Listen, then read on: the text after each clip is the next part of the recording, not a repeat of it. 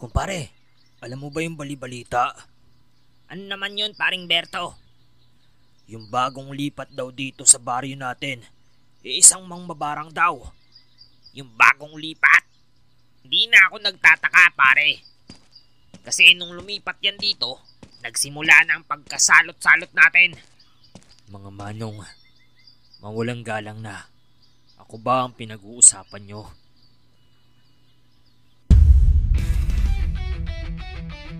Maraming bagay sa mundo ang hindi mapaliwanag ng pangkaraniwang tao. Puno ng kababalaghan at mga misteryong hindi mapaliwanag. Subalit, tanging mga lumikha lamang ang makakasagot sa mga katanungan.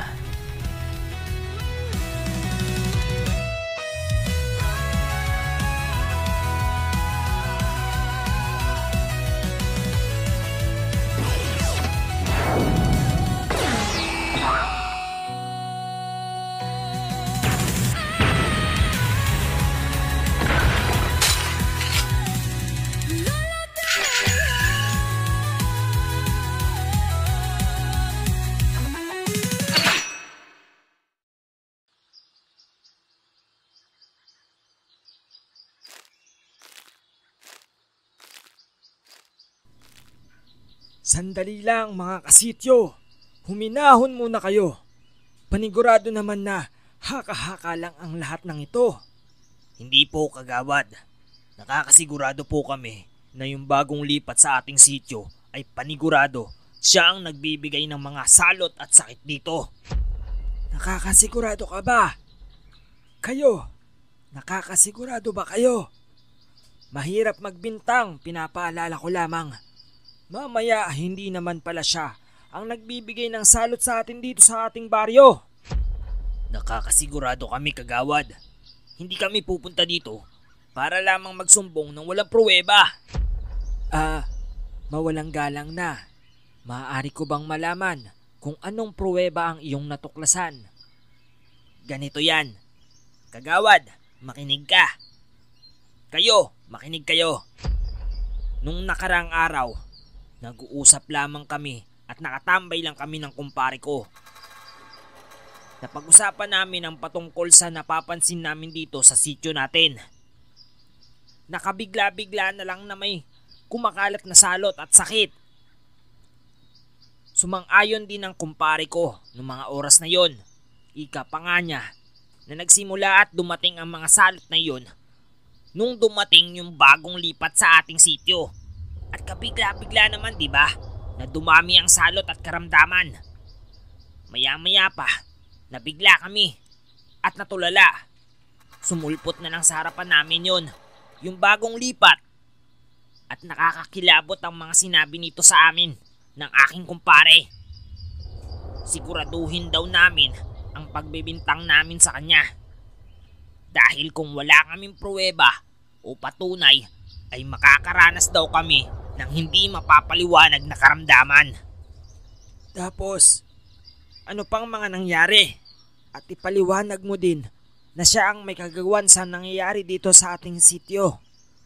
Dahil kung haka lang yang sinasabi mo, ay madidiin tayo sa masamang imahe at refleksyon. Naiintindihan namin yon, kagawad. Pero makinig ka.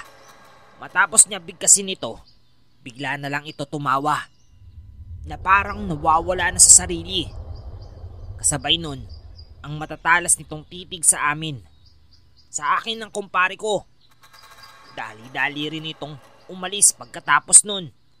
Pero mas nabigla talaga ako nung nalaman ko kinabukasan na ang aking kumpare, kagawad, hindi na makagalaw at nabubulok na ang mga binti. Halos hindi na rin ito makalunok dahil pati ang kanyang lalamunan ay parang nabarahan na hindi mapaliwanag na karamdaman. Kung ikaw yung nasa sitwasyon ko, kagawad, mag-aantay ka pa ba ng mas malala? Doon, dahil sa sobrang galit ko, pumunta ako at kinumpronta ko siya. Bakit niya ginawa ito sa kumpare ko? Pero muli lamang siya tumitig sa akin At mas lalong matindi ang kanyang pagtitig. Nagtaasan ng mga balahibo ko noong mga oras na yon. Ang nakakakilapot pa roon, nakita ko sa kanyang mga anino ang maitim na parang anyong demonyo. Ibig sabihin, sa mga sinasabi mo, binabarang ang iyong kumpare. Tama ba ako? Tama ka. Sandali lang, sino ka ba? Pasensya na sa pagpasok sa usapin nyo at hindi ako nakapagpakilala. Ako si Teryo mula sa kabilang sitio. Teryo? As in Lolo Teryo? Ang kilalang albularyo na muling nabuhay? Tama ka, ako nga ito. Pero mabalik tayo sa usapin. Patungkol sa mga binahagi mo o sinabi mo, biglang nagbago ang sitio nung lumipat itong taong ito sa lugar ninyo.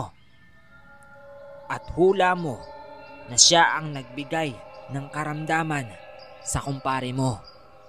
Tama ka, Lolo Teryo. Hindi lang ito basta hula. Nakakasigurado ako. At kaming mga nakaharap sa inyo, itong mga taong bayan na ito, nakakasigurado. Hula ko lang naman. Pero sa tingin ko, isa itong mangbabarang. Pero maaari bang masilayan muna ang iyong kumpare para naman makumpirma ko ang aking mga hinala? Pwede naman, Lolo Teryo. Tara, sumama kayo sa akin para makita nyo ang mga sinasabi ko na totoo. O siya, sasama na rin ako. Dali-daling pumaroon ang mga nagpupulong-pulong sa barangay. Paparoon sa lokasyon ng isang personalidad na ukol ay nagkaroon ito ng kakaibang karamdaman mula sa hinihinala nilang mangbabarang.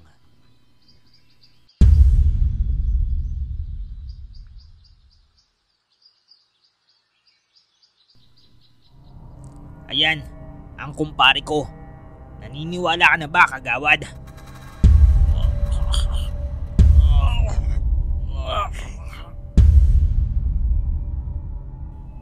Totoo ba?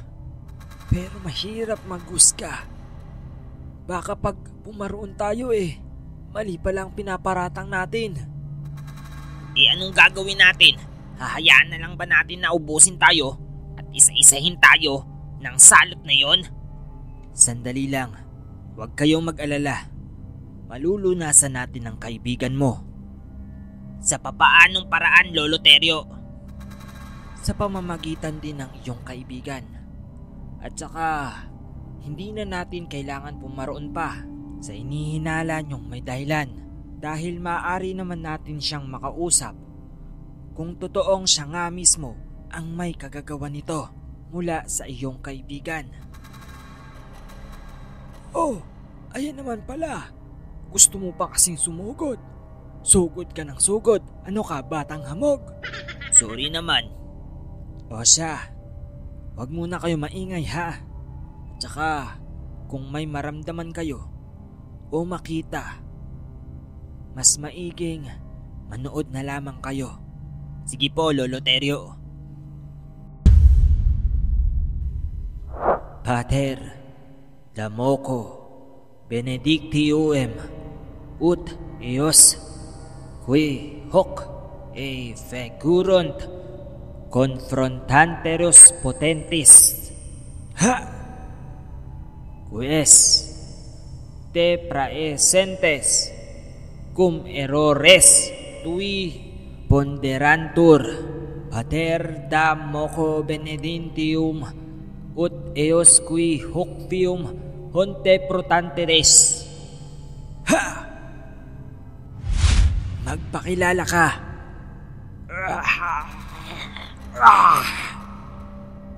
Magpakilala ka. Sino ka? Para gambalain ako. Ako ang pinadala ng Panginoon upang timbangin ang mga nagawa mo. Punyeta! Sino ka para alamin ang mga nagawa ko? Nagmamatigas ka ba sa ngalan ng Ama at kapangyarihan ng Panginoon? Hindi mo ako madadaan sa mga binibigkas mo. Aba, sinusubukan mo talaga ako. Pweh! Tingnan natin ang lakas mo, tanda! O sige, pagbibigyan kita. Apoy na espada. Ha! Nasisiraan ka na ba ng bait? Gusto mo talagang masubukan ng kakayahan ko? Ang dami mong daldal. Abay para kang kapatid kong si Paeng. Puro na lang daldal. Wala naman. Oh, ito pa.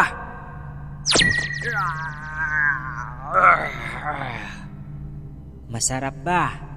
Gusto mo pa ba? Abay hinamon mo kasi ako eh. Tama na. Ano bang gusto mo? Ang gusto ko lang malaman kung bakit nagawa mo ito sa kanya. At isa pa, ano ang ngalan mo? Kailangan pa ba ng pangalan? Ayaw mo talaga ha? Sa sandali lang. Oo na. Ako si Lucas. At naiirita ako sa lalaking ito. Mapanghusga. Sa papaanong paraan naman ng panghuhusgang ginawa sa iyo? Bago lamang ako dito sa sityong ito. At gusto ko lang mamuhay ng payapa. At malayo sa realidad na aking kinagisnan. Mausok, matao, at maraming mapangmataas na tila ay anak sila ng Diyos. So ibig sabihin, laki kang Maynila o syudad at napadpad ka lang dito sa Capiz para lang mamuhay ng payapa. Tama ka. Hindi ko namang gusto ang manakit at magbigay ng karamdaman na tulad na lamang nito. Lalong-lalo na ayaw ko namang bigyan sila ng karamdaman o salot sa lahat ng naninirahan sa sityong ito. Ngunit dahil sa kanilang mapanghusga at matabil na labi, pinipilit nila akong gawin ito sa kanila. Unang araw ko pa lamang sa sityong ito, pinamukaanan nila sa akin na isa akong estranghero na magbibigay ng kamalasan sa kanilang buhay. Para akong basura. Ang masakit pa nito, hinusgahan nila ako, buong pagkatao ko, pero hindi naman nila ako kilala.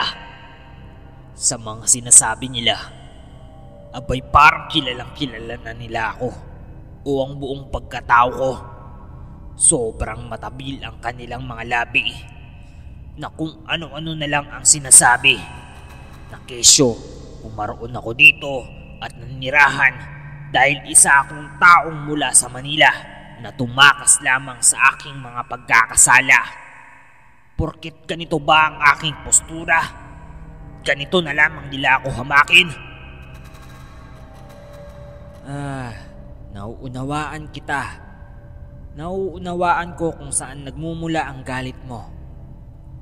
Pero, Lucas, hindi ko maunawaan bakit kinailangan mo gawin ang masama at madilim na gawaing ito.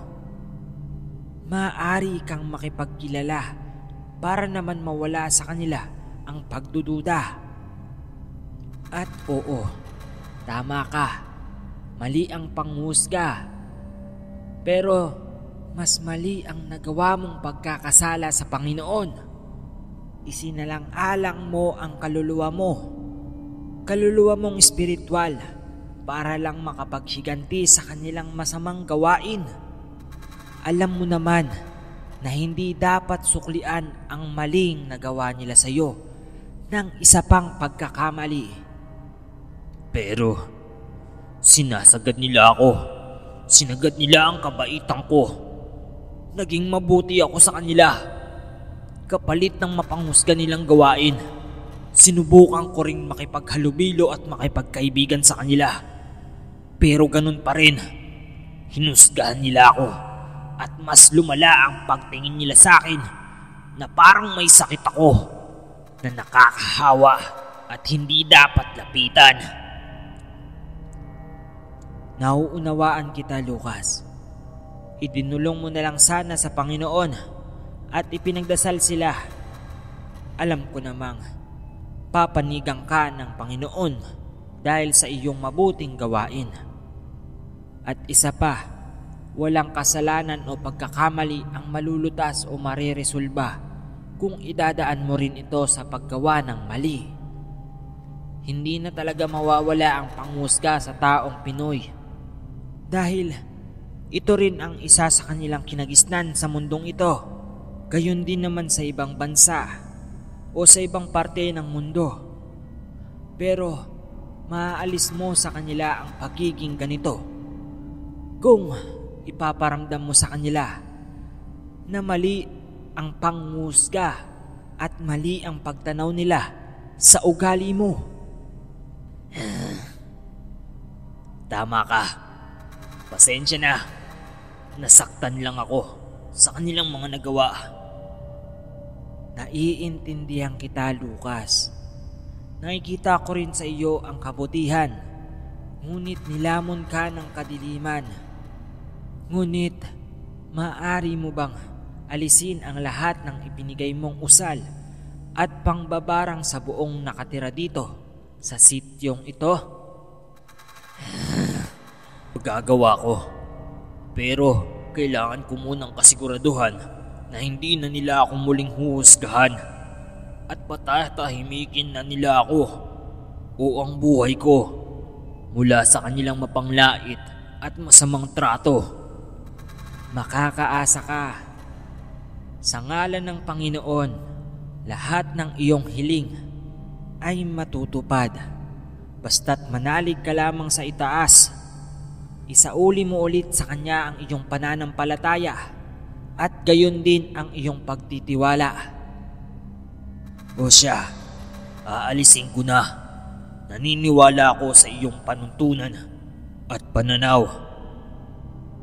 Maraming salamat, Lucas. Makakaasa ka. Ako mismo ang magpapatunay na tutupad sila at kung hindi man, ako mismo at ang Panginoon ang magpapataw ng paghukom sa kanilang mga nagawang pagkakamali. Pinagkakatiwalaan kita.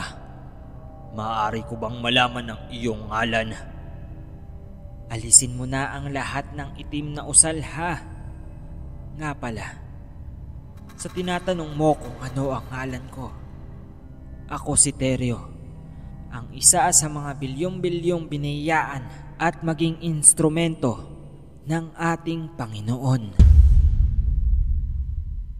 Matapos ang kanilang engkwentrong iyon, inalis ni Lucas ang lahat ng kanyang itim na usal na ibinahagi o binitawan sa mga mamamayan ng sityong iyon. Unti-unti na din guminhawa. Ang lalaking kanina ay hirap na hirap makapagsalita at huminga. Naging aral din ito sa buong nayon at sityo, na sila rin naman ang punot dulo, kaya sila ay naperwisyo. Dahil sa kanilang mapanghusgang aksyon, ay nagbunga ito ng malagim na kahinatnan. At dahil sa kanilang matabil at masamang pananalita sa kapwa, ang buong sityo ay nalagay sa mahirap na sitwasyon. Simula nun ay naging aral na ito sa kanila. O kagawad, okay na. At saka, ikaw ang kagawad dito. Dapat ikaw mismo ang nagbibigay sa kanila ng magandang aral at turuan mo silang hindi maging mapanghusga sa lahat ng pagkakataon. Pero, hindi sila nakikinig sa akin, Teryo. Kung ganon, kung hindi man sila makinig sa iyo, bigyan mo na lamang sila ng salitang tatatak sa kanila at magiging aral para naman sa kasalukuyan ay mapagtanto nila ang kanilang nagagawang pagkakamali. Maraming salamat ulit, Teryo. Walang anuman. O siya, aalis na ako at paparon pa ako sa pupuntahan ko. Tigilan nyo na ang pagiging mapanghusga, ha?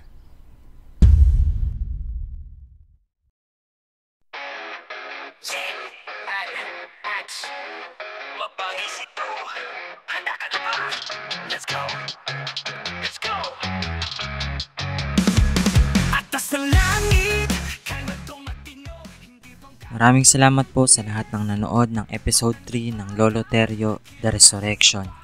And maraming salamat din po pala sa lahat ng sumusuporta at walang sawang nanonood kahit medyo matagal po tayo nakakapag-upload.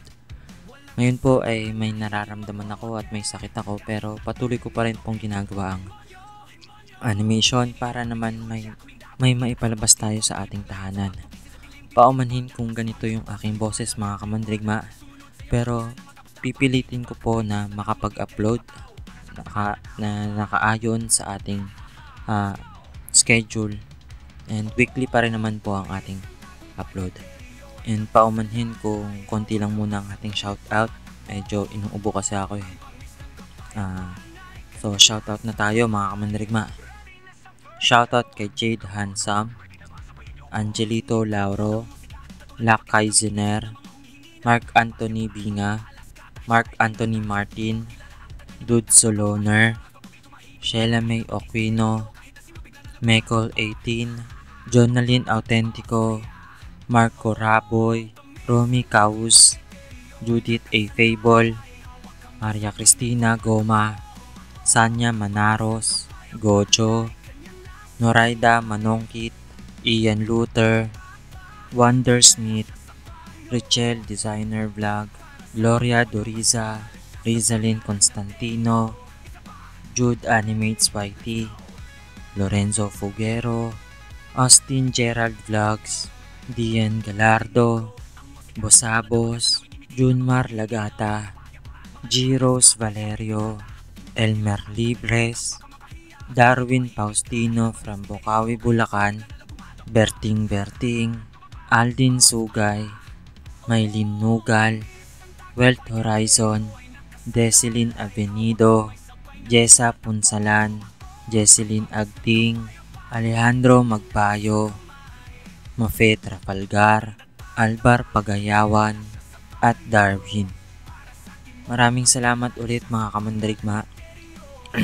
Pasensya na at ganito yung boses ko sa pag-shoutout. Pero sa susunod ay maayos naman na ito.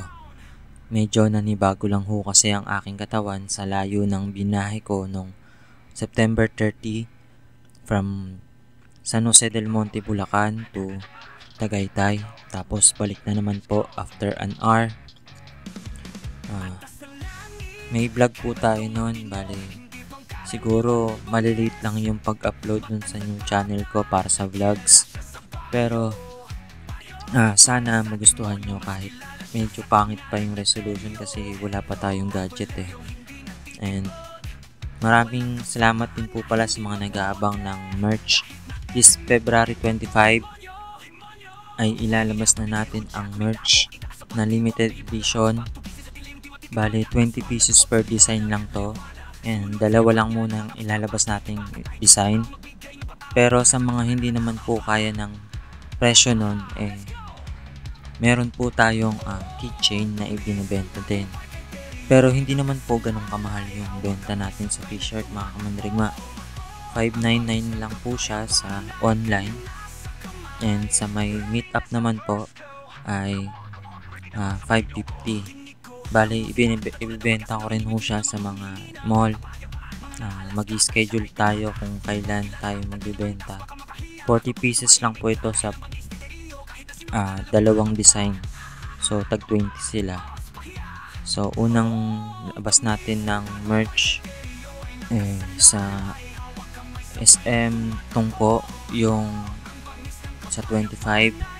And after that, online na po. Pwede na tayo mag-order sa online. Wala pa tayong Shopee pero kaya through lang muna tayo, JNT and JRS. Wala tayong COD mga kamandrigma pasensya na. So i-drop ko na lang po yung messenger ko and Facebook account para doon po kayo makapag-order. Maraming salamat ulit mga kamandrigma and see you on the next upload. Kay Lolo Paeng na po ang next. See you po. imperyo ay nakasalalay. Hawak kamay sabay na tumatakbo. Ang bamis ng kapayapaan ay